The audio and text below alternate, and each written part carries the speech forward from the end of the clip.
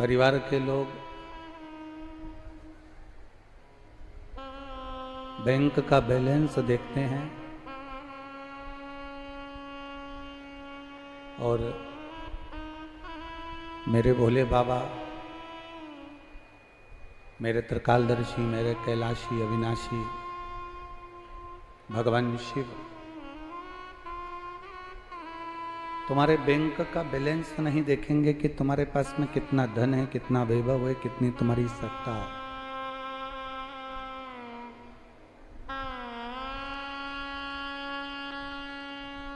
मेरे भोले बाबा तुम्हारा बैलेंस देखेंगे तो केवल तुम्हारी भक्ति का, तुम्हारे हृदय का, तुम्हारे मन का, तुम्हारी चित्तवृत्ति का और तुम्हारे भजन का बैलेंस देखेंगे कि तुमने कितना भजन किया है।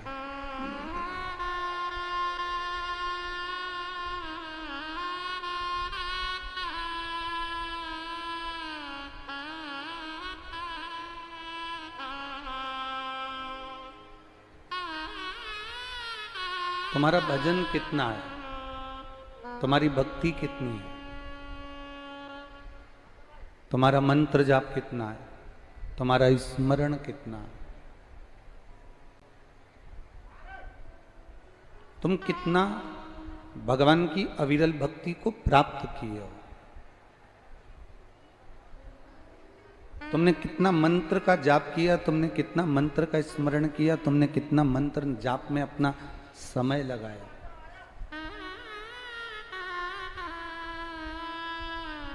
और शिव महापुराण की कथा तो यहां तक कहती है महाराज, आप अगर भजन में भी समय ना लगा पाए हो, आप भक्ति में भी समय ना लगा पाए हो, तो प्रयास करिए कि परहित में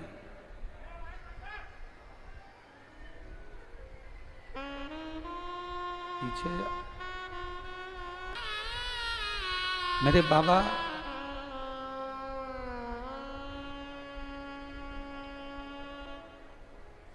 केवल अगर देखते हैं तो तुम्हारा भजन, तुम्हारा कीर्तन, तुम्हारा मंत्र जाप, तुम्हारा स्मरण, तुम्हारा नाम जाप, तुम्हारा भगवत भजन मेरे बाबा देखते हैं। बड़ा ही रिवाज। मेरे बाबा को तुम्हारी दौलत, तुम्हारा वैभव, तुम्हारा धन, तुम्हारी सत्ता, इससे कोई मतलब नहीं।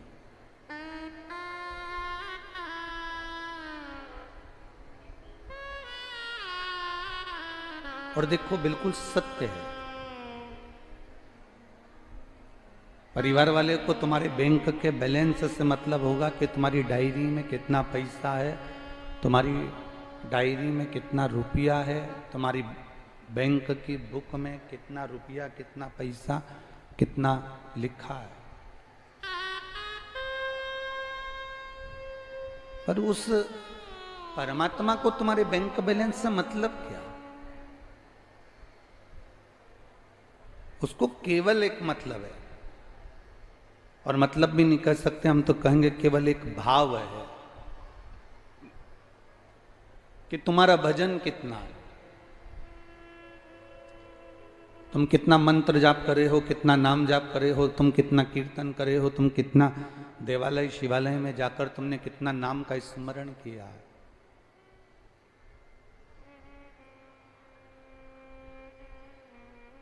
तुमने कितना भगवत स्मरण में अपना समय लगाया है, और वो समय जो तुमने परमात्मा को दिया है, वो परमात्मा तुम्हारे उस समय को संजो कर रखता है।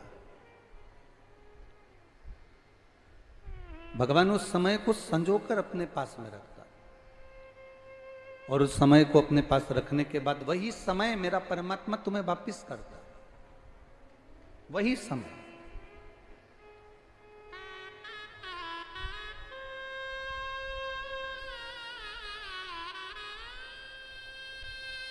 आप लोग कभी बांके बिहारी जी के मंदिर में दर्शन करने गए हों, गोवर्धन नाथ जी के मंदिर में दर्शन करने गए हों, आप लोग कभी भगवान के मंदिर में अगर पहुँचे हो, राम मंदिर में, हनुमान मंदिर में, बिहारी जी के मंदिर में, ठाकुर जी के मंदिर में कभी आप गए हो, तो शास्त्र कहता है कि आप जिस मंदिर में भजन, आप मंदिर में पहुंचे हो, मिठाई का डब्बा लेकर पहुंचे हो, लड्डू लेकर पहुंचे हो, श्रीफल लेकर पहुंचे हो या प्रसाद लेकर पहुंचे हो, जब आप भगवान के मंदिर में कुछ लेकर जाते हो तो मंदिर के अंदर उस प्रसाद को पूरा की पूरा रख लिया नहीं जाता।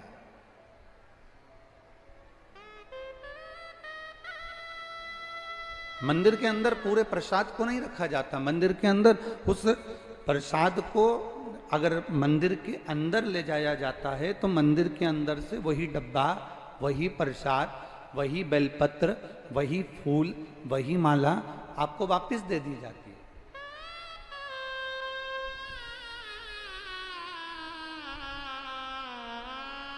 आपको वापस प्रदान कर दिया जाता है। अपने पास में भगवान ने आपका मिठाई का डब्बा भी नहीं रखा। वो मिठाई का डब्बा जो आपने दिया वो आपको वापस मिल गया।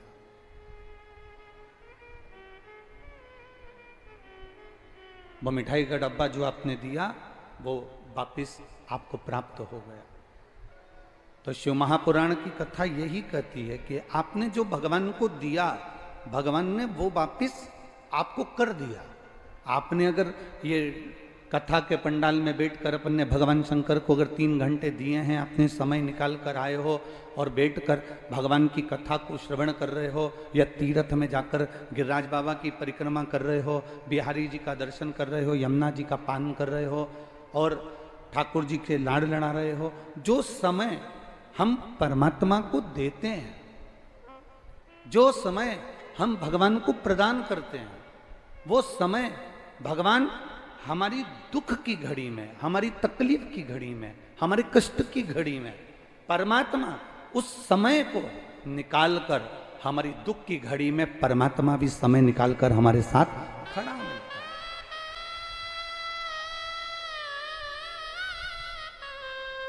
भगवान भी दुख की घड़ी में हमारे साथ में सम्मुख में खड़ा मिलता है हमारा।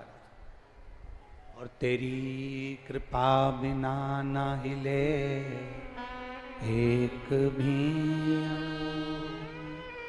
लेते हैं श्वास, तेरी कृपा से तनु तनु। बखान क्या करूं मैं राखों के ढेर का, चपटी बबूत में खजाना कुबेर का। हे गंगधार मुक्ति द्वार ओंकार तू, भोले ओंकार तू। आयो शरण तेरा शंभु तार तार।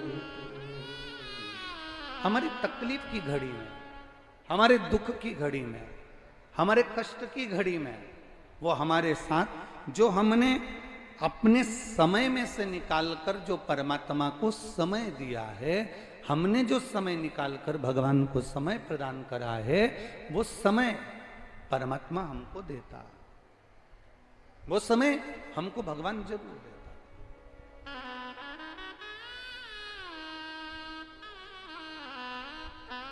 महाराज शिव कथा कह रही है, बड़ा सुंदर संवाद एक शिव महापुराण के अंतर्गत अपन सब श्रवण कर रहे हैं। बड़े भाव से अपन कल कथा में सुन रहे थे कि कृष्ण और बलराम दोनों मथुरा में कंस के सम्मुख में उस रंग महल के अंतर्गत, उस आनंद के अंतर्गत पहुंचे हैं। और बलराम जी ने पूरा बल लगा लिया है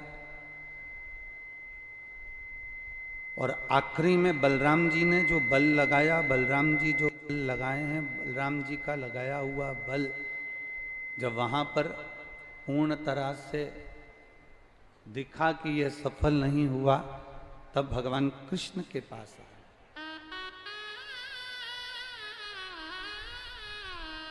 तब भगवान कृष्ण के करीब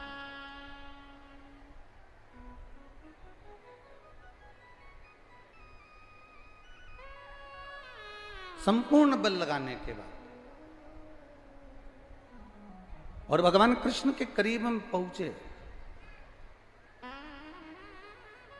और भगवान कृष्ण के पास में पहुंचकर भगवान कृष्ण ने पूछा कि बात क्या है, क्या हुआ क्या? तो कहा महाराज बस केवल हुआ तो ये है कि हमने पूरा बल लगा लिया पर कंस इतनी जल्दी मरने वाला नहीं। हमको नहीं लगता कि ये कंस इतनी जल्दी मर जाए। शिव महापुराण की कथा कहती है बीमारी अगर आ जाती है, रोग यदि आ गया, बीमारी यदि आ गई, रोग अगर पहुंच गया शरीर के अंदर तो वो रोग इतनी जल्दी समाप्त नहीं होता, थोड़ा समय जरूर लेता।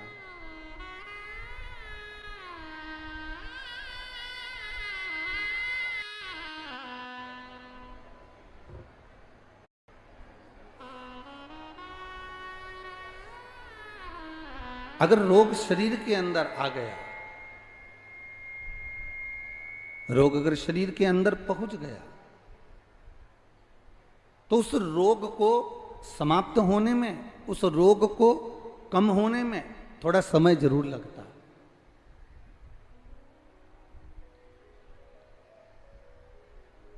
हां, कर्म की गति को काटने में थोड़ा समय जरूर लगता। पर शिव महापुराण की कथा कहती है, भगवान शंकर का संवाद कहता है, शिव महापुराण की कथा कर रही है, भगवान शंकर की कथा कर रही है कि जैसे रोग को कटने में समय लगता है, कर्म की गति को काटने में समय लगता है, उसी तरह यदि हम देवाधिदेव महादेव पर एक लोटा जल समर्पित कर रहे हैं, हम ठाकुर जी का भजन कर रहे हैं, हम स्मरण कर रहे हैं, हम संकीर्तन कर रहे हैं, हम मंत्र जाप कर रहे हैं, हम नाम जाप कर रहे हैं, हम भगवान की अविरल भक्ति में डूबे हुए हैं, तो शिव महापुराण की कथा, शिव महापुराण की कथा कहती है हमारा भजन करना, हमारा एक लोटा जल समर्पित करना, हमारा भगवान की मंदिर की ओर अग्रसर होना, हमारे कर्म की गति को और हमारे रोग को, कर्म की गति को भी और रोग को भी, हमारा किया गया भजन हमारी कर्म की गति को भी और रोग को भी धीरे धीरे धीरे धीरे समाप्त कर ही देता है और वो रोग आखिरी में खत्म हो ही जाता है।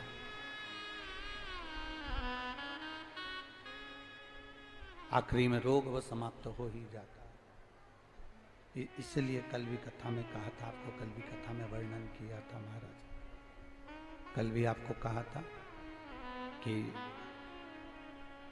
मानव की देह मिली है, मनुष्य का शरीर मिला है, मानव की देह प्राप्त हुई है, भगवान मालिक है, भगवान ये मानव का जो शरीर मिला है, ये मानव की जो देह मिली है, जो ये मानव का शरीर जो प्राप्त हुआ है, ये मिला है। तो इस मानव के शरीर को प्राप्त करने के बाद में, इस मनुष्य के शरीर को प्राप्त करने के बाद में हम इतना भजन कर ले,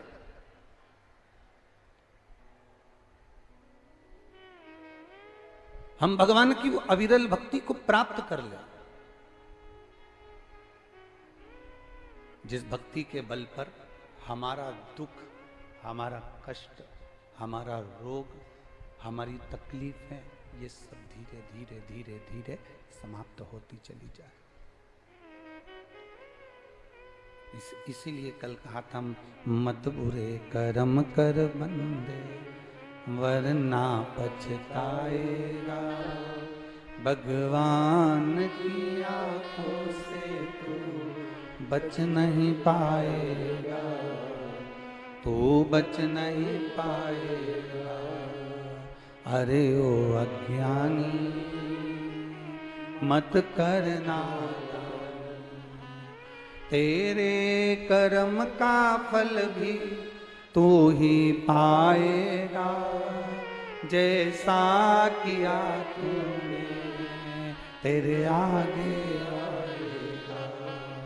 मत बुरे कर्म कर वरना पछताएगा। भगवान की आंखों से तू बच नहीं पाएगा, तू बच नहीं पाएगा।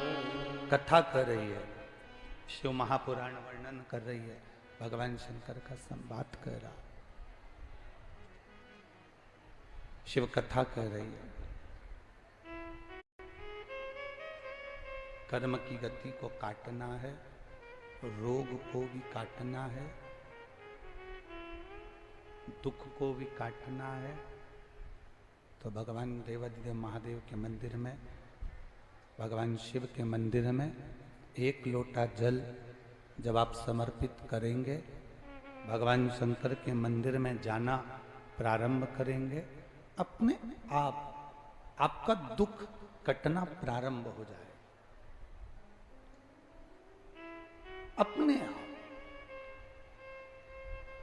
अब उसमें ना तो सियोर वाला महाराज कुछ करेगा, ना दुनिया का कोई सा महाराज तुम्हारे लिए कुछ करेगा।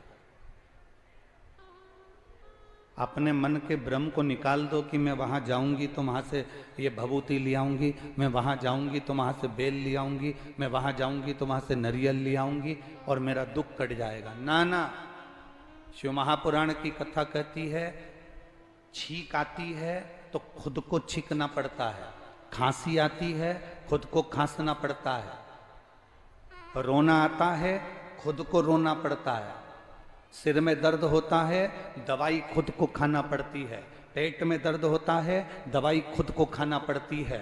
उसी तरह हमारे जीवन में जो हमारे कर्म का दुख आएगा वो हमको भोगना है।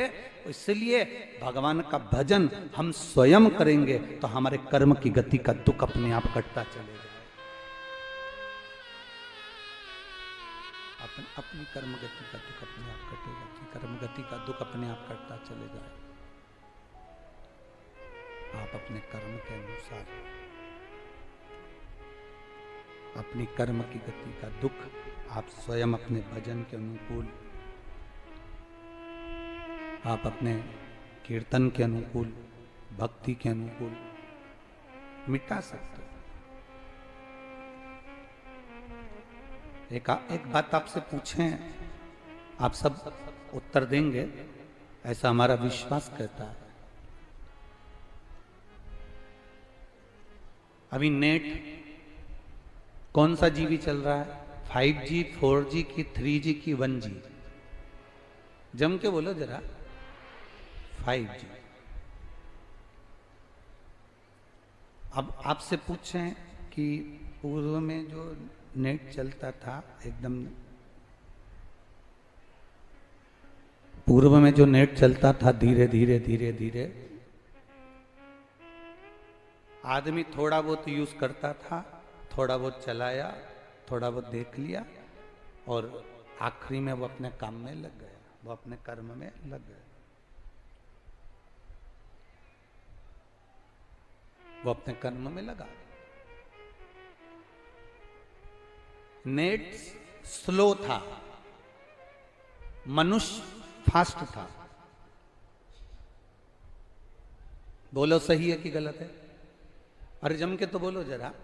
नेट स्लो था, मनुष्य फास्ट था। नेट स्लो है और मनुष्य फास्ट है। अब नेट फास्ट है और मनुष्य स्लो है। थोड़ा बहुत हिल लेता था, चल फिर लेता था, काम कर लेता था, मेहनत कर लेता था और अपनी मेहनत में तत्पर रहता था, अपनी मेहनत में प्रबलता में वो अग्रणी रहता था। अब धीरे धीरे धीरे धीरे धीरे धीरे वो व्यक्ति जो है, मनुष्य जो है, वो नेट तो फास्ट हो गया पर मनुष्य स्लो हो गया। मम्मी ने कहा जा बाजार से हिला दे, अभी मंगवाता हूं, बस मोबाइल पर कॉल किया और सामान आ गया। वो हिलना पसंद नहीं करा।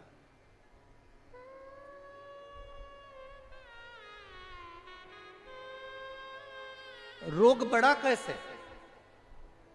तकलीफ बढ़ी कैसे? दुख और कष्ट बढ़ा कैसे? ये हमारे कारण बढ़ा। हम पढ़े रहे, नेट का प्रयोग करते रहे, पर अपने शरीर पर ध्यान नहीं दे पाए। अपने शरीर का हमने स्मरण नहीं किया, अपने शरीर का ध्यान नहीं दिया। और कल कथा में कहा था, शरीर और समय ये दोनों अगर हम भगवान के चरणों में ले जाकर छोड़ देते हैं, शरीर और समय हम ये दोनों भगवान को अगर दे देते हैं, तो ये निश्चित है कि भगवान इस शरीर को और इस समय को दोनों को संभाल लेता है। जैसे बलराम जी ने जाकर कह दिया कृष्ण भगवान से, भगवान कृष्ण से बलराम जी ने जाकर बलराम जी ने भगवान कृष्ण से जाकर कह दिया कि कन्हैया, ए कन्हैया, ये मैंने बल का पूरा प्रयोग करा है कृष्ण, और बल का प्रयोग करा, इसके बाद भी ये कंस मर नहीं रहा। आखिरी में भगवान कृष्ण को लगा कि ये मरता क्यों नहीं है, कारण क्या है? तो भगवान कृष्ण को स्मरण आया कि मैंने कुब्जा से चंदन लगवाया था, और वो कुब्जा ने जो चंदन मुझे लगाया था, उस चंदन से मैं समझ गया था कि ये बल से नहीं, ये छल से मर सकता है। ये बल से नहीं मरेगा, ये छल से मरेगा। और भगवान कृष्ण ने बलराम जी से कह दिया, अब आप चिंता मत करो। और स्वयं देवाधिदेव महादेव का आराधना भगवान कृष्ण ने करी। स्वयं भगवान कृष्ण ने महादेव की आराधना करी। प्रश्न किया गया था, जैसे राम जी रामेश्वर की स्थापना करे, तब लंका पर चढ़ाई करी, तब रावण मारा। क्या कंस को मारने से पहले भगवान शंकर का ध्यान, भगवान शंकर की पूजन, भगवान शंकर का स्मरण क्या भगवान कृष्ण ने किया था? क्यों नहीं करा?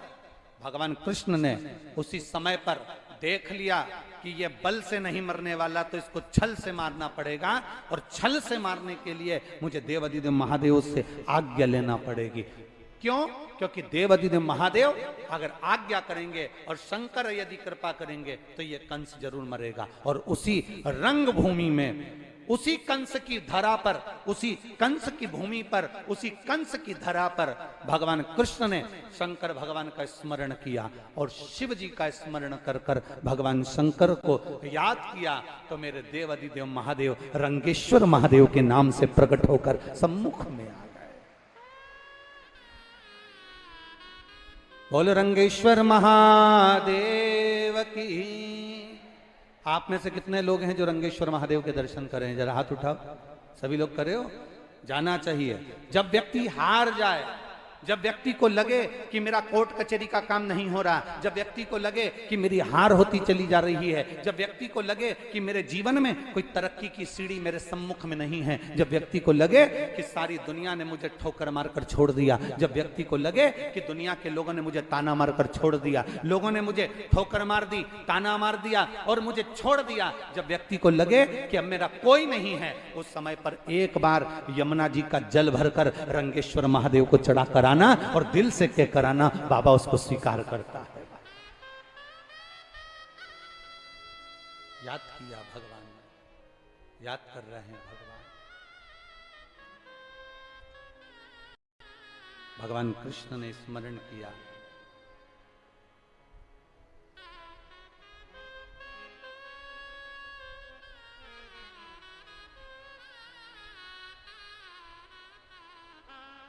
देखो,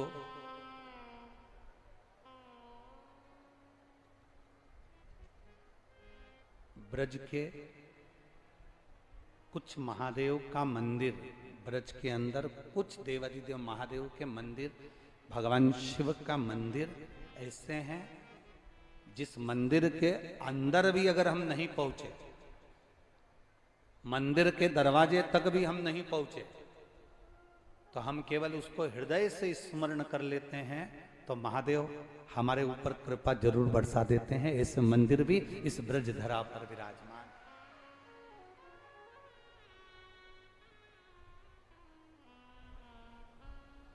उसमें से एक है रंगेश्वर महादेव। कौन से महादेव हैं? जम के जरा बोलो। रंगेश्वर महादेव उसमें से एक है, रंगेश्वर महादेव।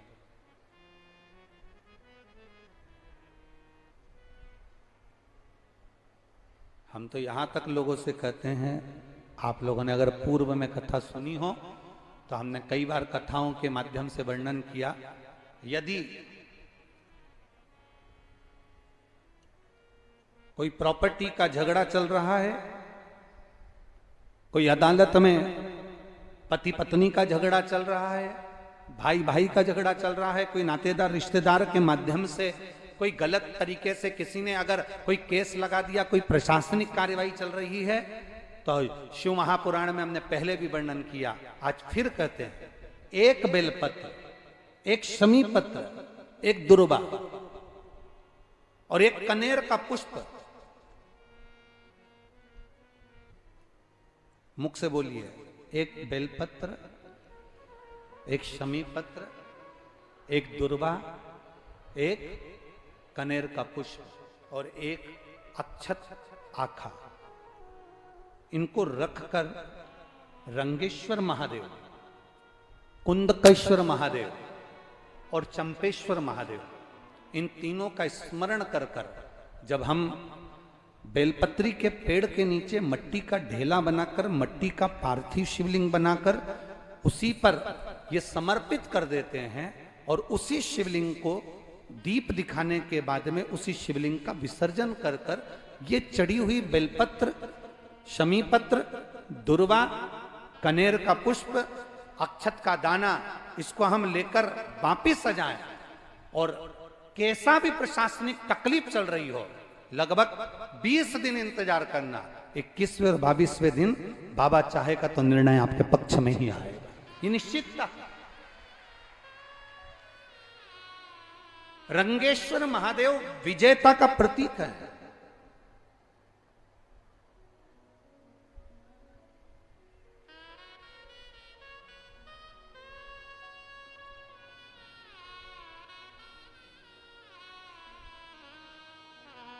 महाराज,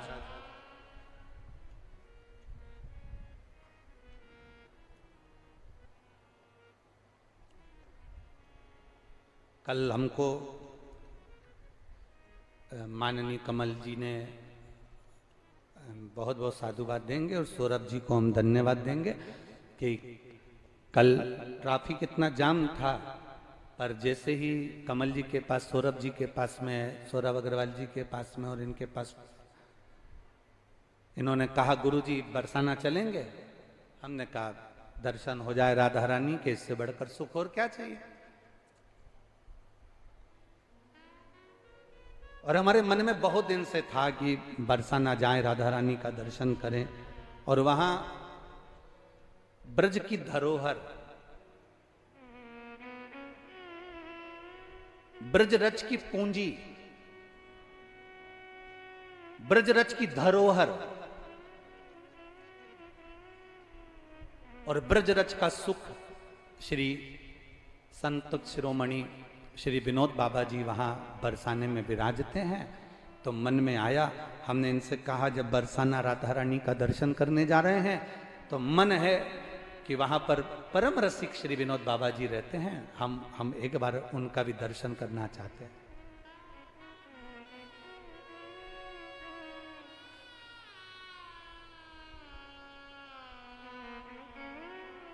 जब पहुंचे, राधा रानी का भी दर्शन हो गया, विनोद बाबा जी से भी मिलना हुआ, उनका दर्शन हुआ,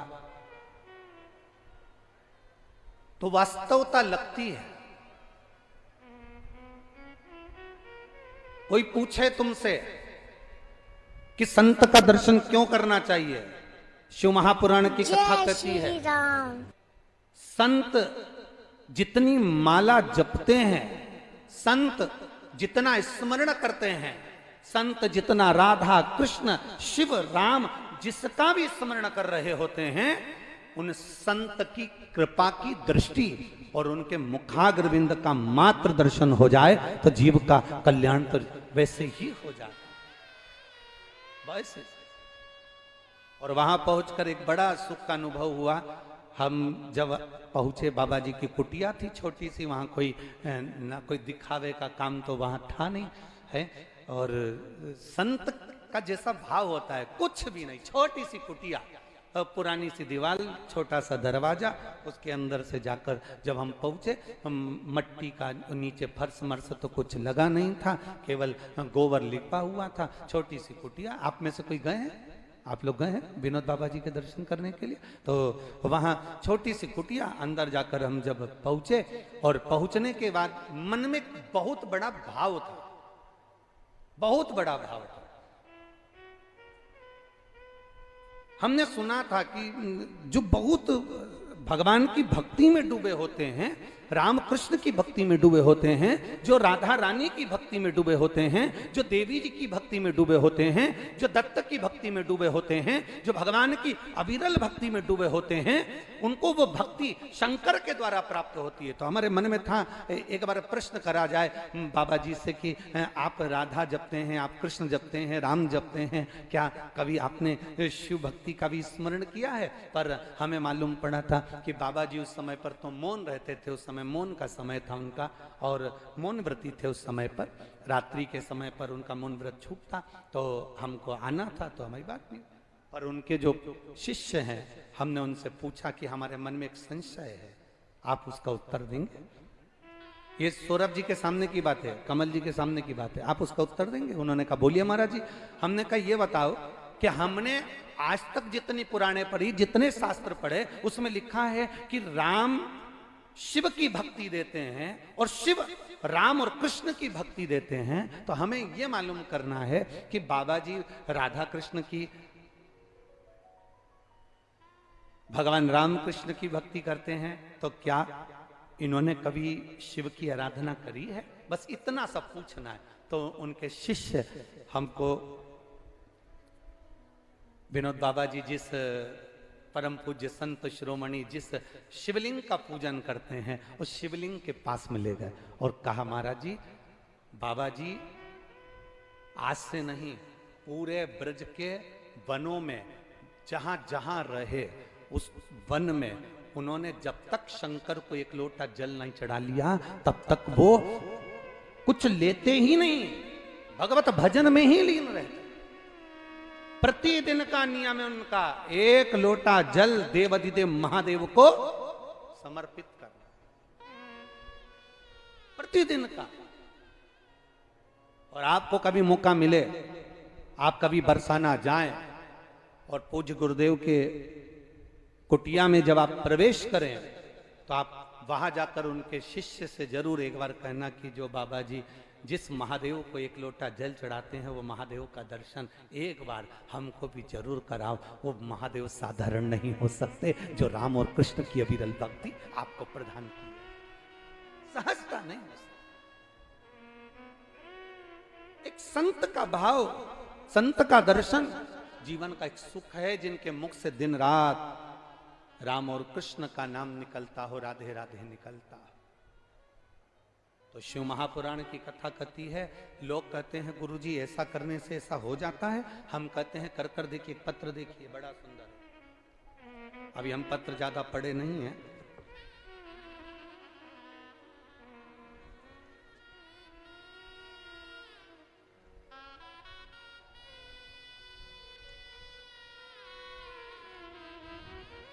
मैं वैष्णवी गुप्ता नोएडा से, मेरा मोबाइल नंबर ये है।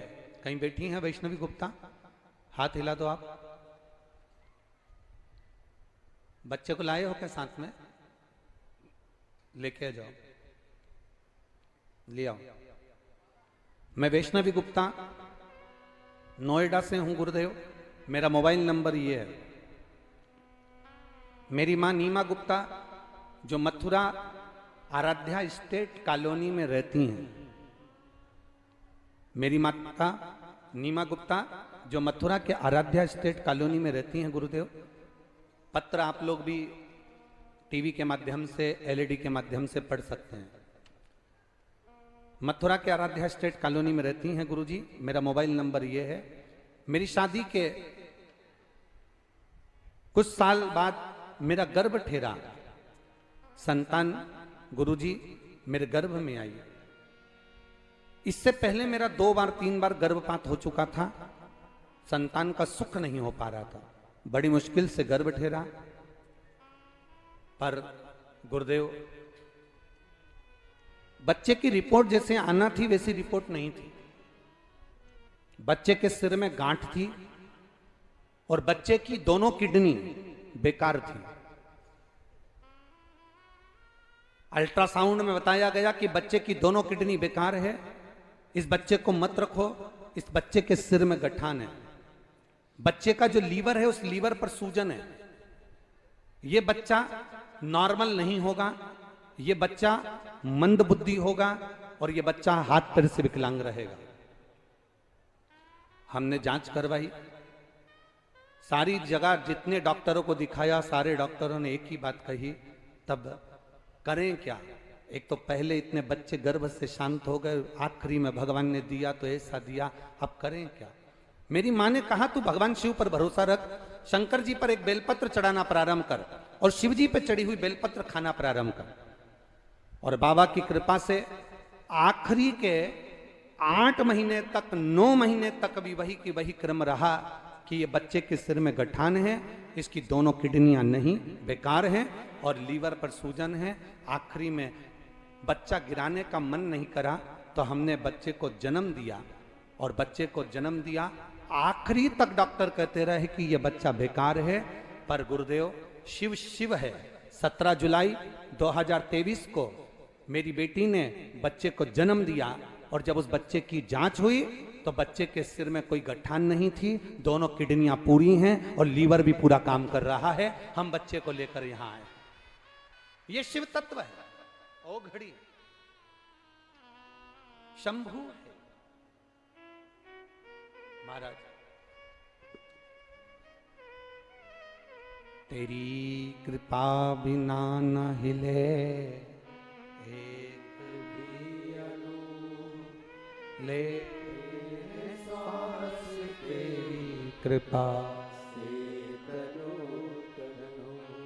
बखान क्या करूं मैं राखों के ढेर का, चपटी बबूत वे खजाना कुबेर का। हे गंगाधार मुक्ति द्वार ओमकार तू, भोले ओमकार तू। आयो शरण त्यार शंभु तार तार तू।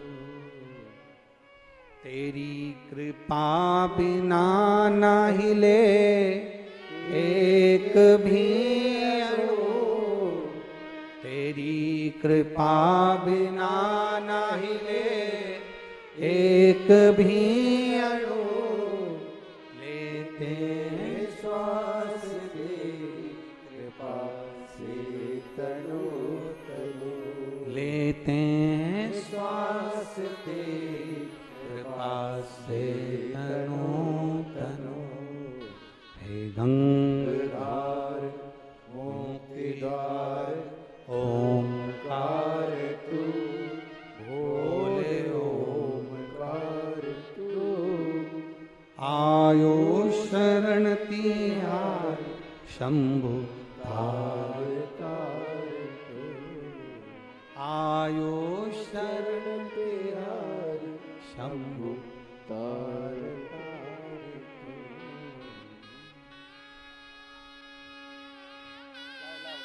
रो नहीं, अब लाओ।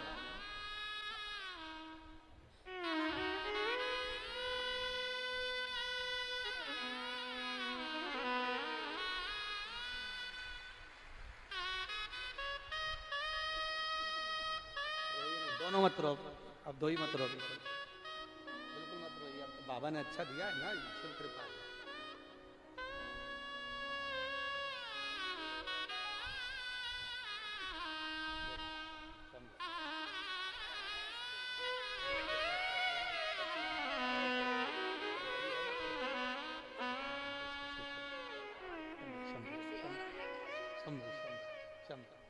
रोइए नहीं, खुश होकर जाओ, बाबा ने दिया आनंद से। बोला हर हर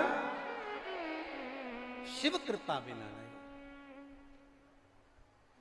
लोग कहें क्या होता है शंकर की आराधना से। शिव की भक्ति से, शिव के गुणगान से। कभी हम कहेंगे, कभी मौका मिले जिंदगी में और सब जगह से ठोकर मार दी गई हो और सबने जब हाथ छोड़ दिया हो, सबने ठोकर मार दी हो, सबने हाथ अगर छोड़ दिया हो, तब एक बार मेरे देव अधिदेव महादेव के चरणारविंद के अंदर जाकर जरूर बैठना, उसके चरणों में जाकर जरूर।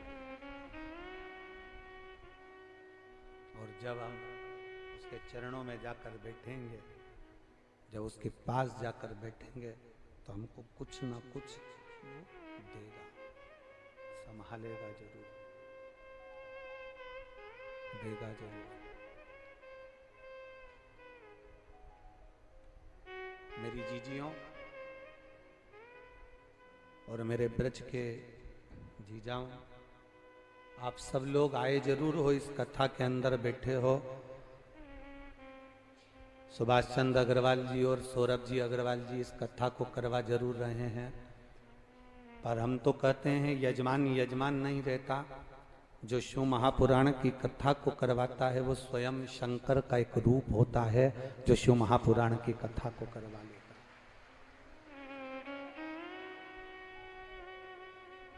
मेरी जीजियों, ये मौका तो तुमको अब मिल रहा है अपने दिल की बात महादेव जी से कहने का, भगवान शंकर से कहने का, ये मौका तो तुम्हें मिला है।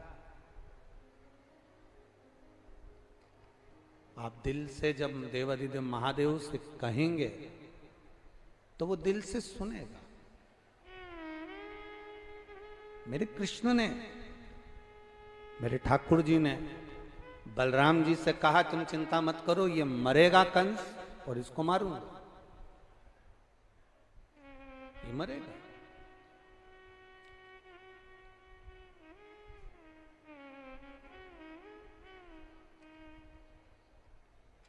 व्यक्ति के प्राण तक जाते हैं। जय श्री राम।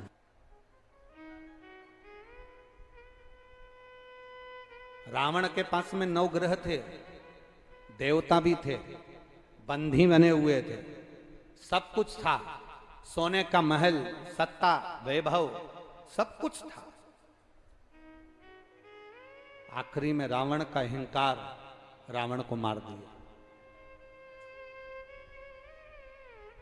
रावण का अभिमान रावण को समाप्त कर दिया।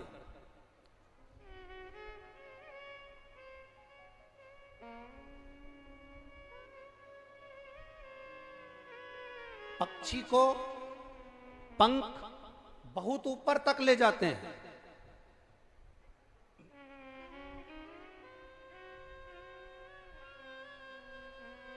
पक्षी को पंख बहुत ऊपर तक ले जाते हैं। और जिस व्यक्ति में नम्रता होती है, जिस व्यक्ति के अंदर नम्रता थोड़ी बहुत भी है, उस व्यक्ति को परमात्मा भी हाथ पकड़कर बहुत ऊंचाई तक लेकर जाता है। रावण की नम्रता समाप्त हो गई थी और कंस की नम्रता समाप्त हो गई थी।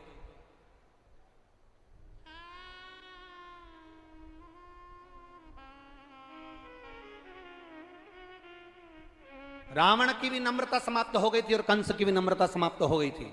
रावण जब माता सीता के सामने पहुंचा था तो जानकर रावण कहता था कि तू मेरी हो जा और मुझे अपना बना ले।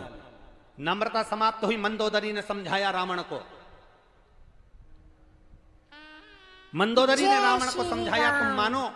मंदोदरी रावण से कहती है, तुम जानकी जी को पहचान लो, ये कोई साधारण नारी नहीं है, ये देवी है, लक्ष्मी है, राम नारायण है, उनको पहचानो।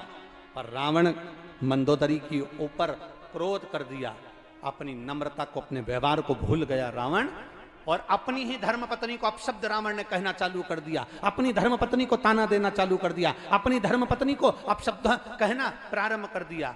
शिव महापुराण की कथा कहती है, जब धर्मपत्नी हर जगह पर गलत नहीं कहती, जब कभी धर्मपत्नी भी आपको अगर मार्ग प्रशस्त करे तो यह आपका फर्ज बनता है कि उसकी बातों को सुने, धारण करें।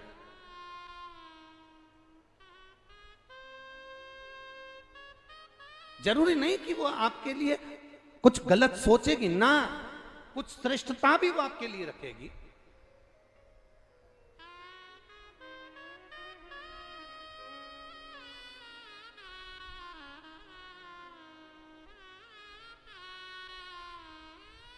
कितना कितना कितना लोग मंच पर बैठते हैं और मंच पर बैठकर कहते हैं नारी का सम्मान करो, नारी का आदर करो, नारी का सत्कार करो। जो कहते हैं हम उनसे भी कहते हैं कि एक बार अपनी चित्तवृत्ति से अपने घर की नारी का भी आदर होना चाहिए, अपने घर की नारी का भी सम्मान होना चाहिए, अपने घर की नारी का भी आदर पूर्ण होना चाहिए। बहुत जरूरी है। नम्रता रावण भूल गया था। जैसे मंदोदरी ने रावण को समझाया था, कुब्जा, जब भगवान कृष्ण ने कुब्जा को पूरा ठीक कर दिया, कुब्जा का शरीर पूरा ठीक कर दिया, कुब्जा पूरी ठीक हो गई, कुब्जा पूरी अच्छी हो गई। जब कुब्जा पूर्ण तरह से ठीक हो गई, तब भगवान कृष्ण ने जब कुब्जा को पूरी तरह से ठीक कर दिया, तब कुब्जा सबसे पहले दौड़कर कंस के महल में गई थी। जब बलराम जी भगवान कृष्ण से कह रहे थे कि ये कंस नहीं मर रहा,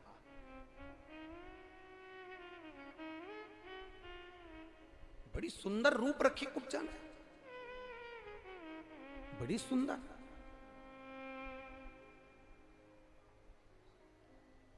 इतना सुंदर रूप कुब्जा का हो गया था कि कुब्जा श्रृंगार करी हुई, जो टेढ़ी चलती थी, जो बूढ़ी दिखती थी, जो टेढ़ी होकर चल रही थी कुब्जा, वो एकदम सुंदर हो गई। और सुंदर होते से कुब्जा सबसे पहले कंस के महल में गई।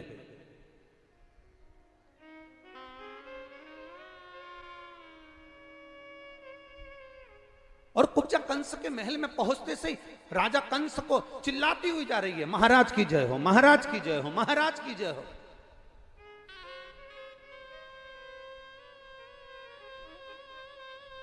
मथुरा के राजा की जय हो, मथुरा के महाराज की जय हो, मथुरा के राजा की जय हो, मथुरा के महाराज की जय हो।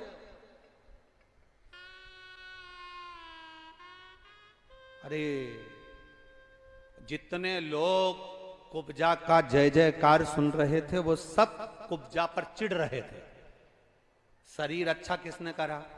बोलो बोलो, जम के बोलो, जम के बोलो जरा। भगवान कृष्ण ने। कुब्जा को वापिस जवान किसने करा? बोलते जाओ। भगवान कृष्ण ने। कुब्जा को सुंदरता किसने दी? भगवान कृष्ण ने। अब कुब्जा जय जयकार किसकी कर रही है? अरे बोलो तो जम के। कंस की। क्या बोली? महाराज की जय हो, मथुरा नरेश की जय हो, मथुराधिपति की जय हो, मथुरा के राजा की जय हो।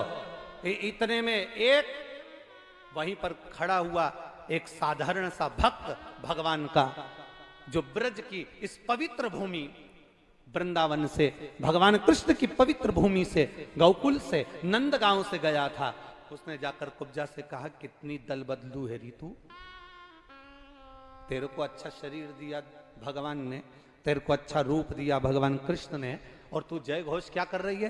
कंस के महल में जाकर क्या कर रही है? मथुरा नरेश की जय हो, मथुरा के राजा की जय हो, मथुरा के महाराजा की जय हो। अरे तेरे को तो जय घोष करना थी, कृष्ण भगवान की जय हो, बाल कृष्ण की जय हो, नंद के छोरा की जय हो, यशोदा के लाला की जय हो। तुझे तो जय घोष ऐसा करना चाहिए। अरे कुब्जा ने कहा, तुम सब मुझे समझोगे नहीं।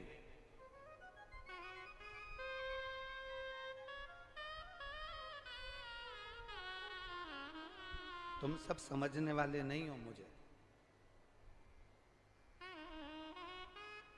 कुब्जा कहने लगी, मैं राजा कंस के महल में राजा का जयकारा नहीं कर रही हूं, कंस का।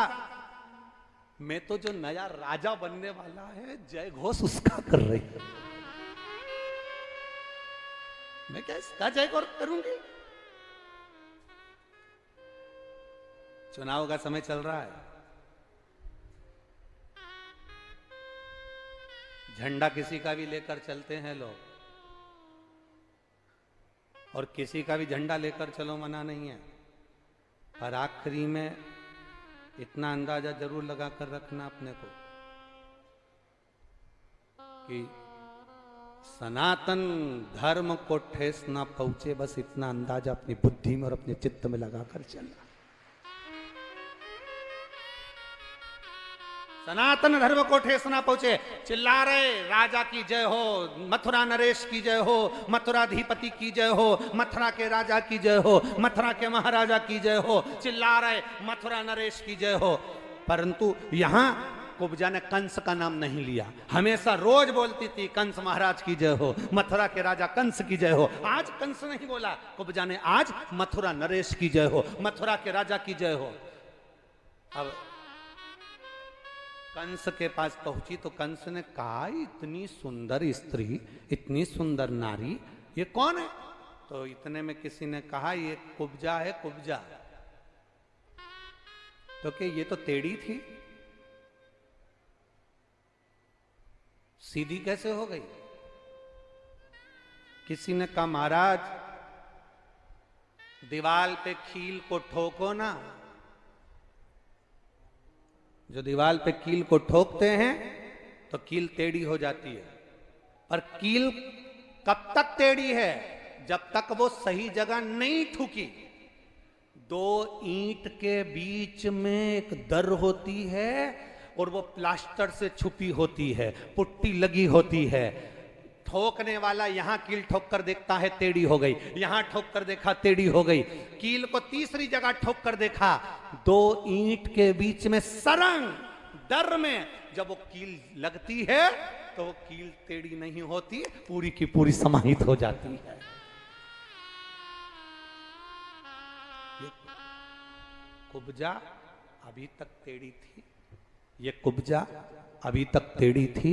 अब ये कुब्जा टेढ़ी तो थी पर अब कुब्जा सही जगह पर जाकर ठुक चुकी है, सही जगह पर जाकर उसका माथा रगड़ चुका है, सही जगह पर जाकर उसका शीश झुक चुका है, सही जगह पर पहुंच चुकी है।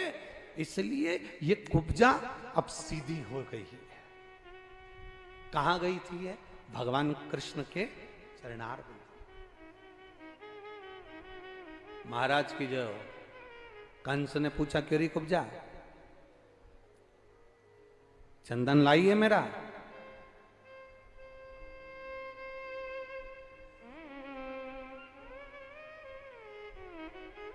चंदन लाई है? जब व्यक्ति ज्यादा सुंदर हो जाता है तो हो सकता है वो अपना काम बंद कर दे जब धन आ जाए तो। एक सेठ सेठानी अपने छोटे से बच्चे को लेकर शंकर जी के मंदिर में पहुंच गए। सेठ जी की उम्र थी 80 साल की, सेठानी की उम्र थी 75 साल की। छोटा सा पोता था, उसको लेकर पहुंच गए। मंदिर में तांबे का लोटा रखा था। सेठ जी ने पानी का लोटा उठाया, इतने में सेठानी बोली पहले जल में चढ़ाऊंगी। सेठानी ने लोटा खींच लिया।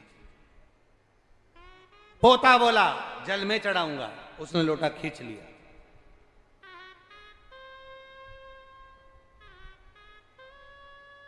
इतने में तो सेठ जी ने लोटा भरा, शंकर जी के ऊपर ले गए।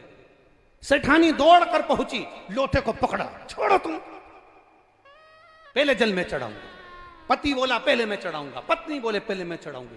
और वो लोटा दोनों लड़ रहे थे और शंकर जी पे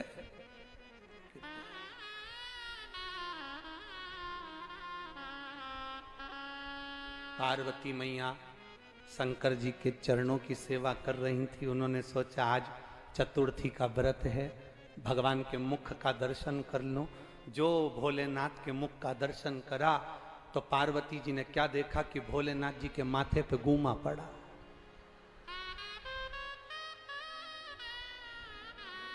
पार्वती जी ने शिव जी से पूछा बाबा प्रभु ये क्या है? शंकर भगवान बोले सारी समस्या का हल एक लोटा जल है। एक लोटा जल है। अरे प्रभु आपके सिर पर चोट? हाँ क्या हुआ? एक पति पत्नी आपस में झगड़ा कर लिए, लोटा मेरे ऊपर गिर गया। इतने में पार्वती जी बोली 1 मिनट की देरी मत करो, पहले उस भक्त के घर जाओ और उसको वर देकर आओ। शंकर जी ने पूछा, उसने मेरा सिर फोड़ दिया और तू कह रही है कि उनको आशीर्वाद देकर आऊं? हाँ, जल्दी जाओ आशीर्वाद दे के आओ। शंकर जी ने पूछा क्यों? बड़ा विचित्र भक्त है, वो तो अच्छा हुआ धीरे से फोड़ा, इसलिए वो ज्यादा तेज फोड़ दे, उससे पहले चले जाओ। मंदिर में ही सेठ सेठानी थे, शंकर जी शिवलिंग में से प्रकट हो